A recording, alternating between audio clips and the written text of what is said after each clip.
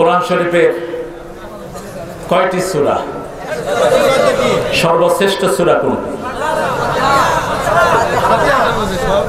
সবচেয়ে শ্রেষ্ঠ সূরা কোনটি?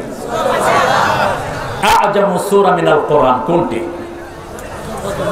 হ্যাঁ, সূরাতুল বাকারা। সাঈদ আবু সাঈদ খুদরি রাদিয়াল্লাহু আনহু কি হয়েছে? মাইক বোঝা যায় না? এখন বোঝা যায়?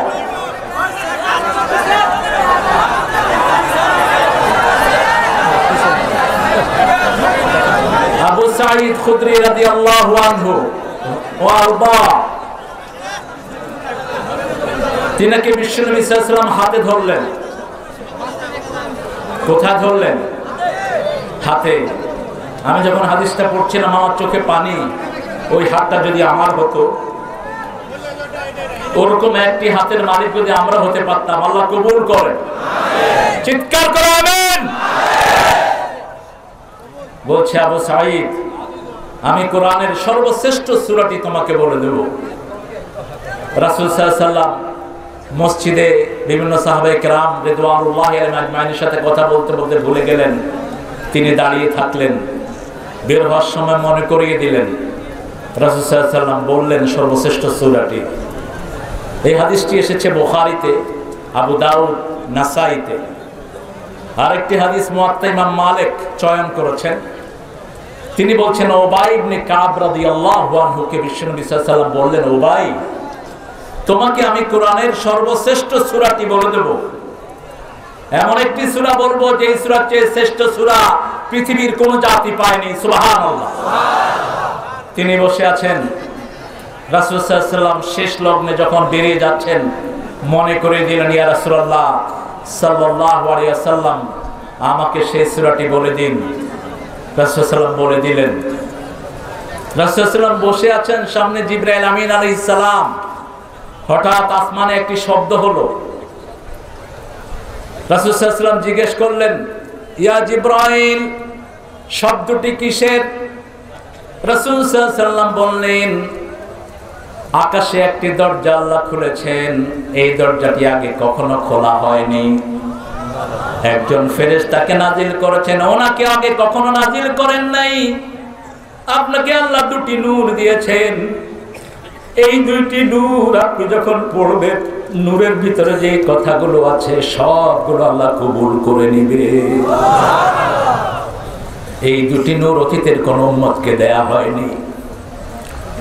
ইবনে আব্বাস রাদিয়াল্লাহু আনহু বলছেন, সমস্ত কোরআন, সারা পৃথিবী যে ভিত্তির উপরে দাঁড়িয়ে আছে, সেই ভিত্তির নাম হলো ওই সূরাটি। আবু সাঈদ খুদরি রাদিয়াল্লাহু আনহু থেকে আরেকটা বুখারীর হাদিস বর্ণিত হয়েছে। তিনি একটি সাপে কাটা রোগীর এলাকায় গেলেন। ওখানে তিনি অবস্থান করছিলেন। কওমের নেতার ছেলেকে সাপে কেটেছে, মরার মতো পড়ে আছে। এসে জিজ্ঞেস করলো, তোমাদের মধ্যে কেউ রাকি আছে কিনা? রাকি মানে হলো যিনি কোরআন দিয়ে চিকিৎসা করেন, তার নাম কি? রাকি। আর যারা কোরআন ছাড়া চিকিৎসা করে এরা হলো খুনকার। এরা কি? খুনকার, কবিরাজ, হাবিজাবি দিয়ে চিকিৎসা করে, যেগুলোর ভিতরে শিরক থাকে, ঈমান নষ্ট হয়ে যাওয়ার সম্ভাবনা আছে। তিনি বললেন, আমি করতে পারি। তিনি চলে গেলেন। ওই সূরাটি সাপে যেখানে কেটেছে সেখানে 7 বার পড়ে ফু দিলেন। সাপে কাটা রোগী লাফ দিয়ে উঠে গেল। তিনি বললেন, আমি যে কাজটা করেছি এটা আমি মাগনা করি নাই, আমাকে 30টা ছাগল দিতে হবে। কয়টা? কয়টা? ছাগলের দাম কম না বেশি? বেশি? কম? একটু আগে করলো বেশি, হ্যান করো। আল্লাহ হেদায়েত করুক। ছাগল যদি ভালো সাইজের ছাগল হয়, বড় ছাগল হলে আমরা এটাকে কি ছাগল বলি? কেন এটা রামের ছাগল হবে কেন? এটা তো আল্লাহর ছাগল, আমরা এটা রাম ছাগল নাম দিলেন কেন? আমি বুঝি না। মরিচ বড় হলে কেউ বোম্বাই মরিচ, আরে বোম্বাইরা তো এটা দেখেই নেই কোনোদিন। এই মরিচ ওরা খাবে কেন? অনেক ঝাল।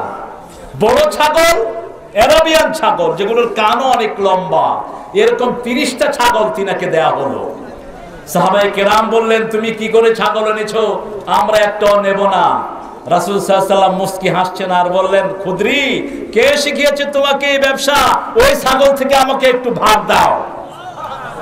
সুবহানাল্লাহ, যদি ইচ্ছা করে না? আপনার যদি আল্লাহর উপর তাওয়াক্কুল থাকে, আপনার ফুতে কাজ হবে। 10 লক্ষ টাকা কন্ট্রাক্ট করে নেন, কোনো গুনাহ হবে না। কারণ আপনি কোরআন দিয়ে ব্যবসাটা করছেন। কি দিয়ে? আরো জোরে বলেন। কিন্তু তার বদলে যদি তাবিজ লিখে দেন, সওয়াব হবে না গুনাহ? আল্লাহ রাসূল কি পছন্দ করবেন? করবেন না। এখন বলেন সূরাটা কি? আরো জোরে বলেন। এই সূরাটিকে বলা হয় সূরাতুশ শিফা। এই সূরাটিকে বলা হয় সূরাতুস সালাত। এই সূরাটি যখন পড়ে, আল্লাহ নিজেই গোলামের সাথে কথা বলা শুরু করে দেয়। মুসলিম শরীফের বর্ণনা, বিশ্বনবী সাল্লাল্লাহু আলাইহি ওয়াসাল্লাম বলছেন, কুসিমাতুস সালাতু বাইনি ওয়া বাইনা আবদি নিসফাইন। আল্লাহ বলছেন, আমার মধ্যে, আমার বান্দার মধ্যে সালাতকে আমি 2 ভাগে ভাগ করে নিয়েছি। এক ভাগ বান্দা পড়বে, আরেক ভাগের উত্তর আমি আল্লাহ দান করে দেব। পড়াটাই ভালো। সবাই পারেন না? কে কে পারেন না এই সূরা? সবাই পারেন। সুবহানাল্লাহ। ইবনে মাসউদ রাদিয়াল্লাহু আনহু একটা তাফসীর লিখলেন। তিনি এই সূরাটা লিখলেন না। সাহাবায়ে কেরাম রিদওয়ানুল্লাহি আলাইহিম আজমাইন জিজ্ঞেস করলেন, আপনি সূরা ফাতিহা লিখলেন না? তিনি বললেন, সূরা ফাতিহা প্রত্যেক মুমিনের অন্তরে আল্লাহ দান করে দিয়েছেন। এমন কোন মুমিন নাই যার অন্তরে সূরা ফাতিহা নাই। আর একবার শুনলেই যে সূরাটি মুখস্থ হয়, সেই সূরাটির নাম হলো কোরআনের মা। সুবহানাল্লাহ।